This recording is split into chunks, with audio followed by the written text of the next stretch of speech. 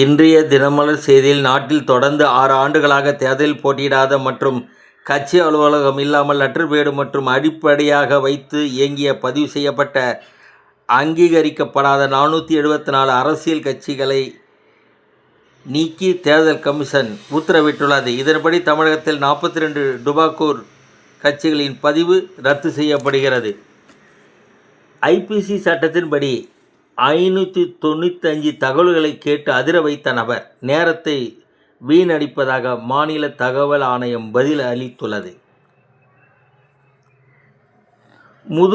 முதுகுளத்தூர் அரசு மருத்துவமனை பிரசவ வார்டுக்குள் காட்டுப்பன்றி புகுந்ததால் செவிலியர்கள் நோயாளிகள் அலறி அடித்து ஓட்டம் பிடித்தனர்.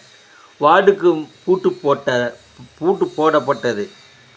காட்டுப்பன்றியின் கோரிக்கை என்னவாக இருக்கும்? வணக்கம்.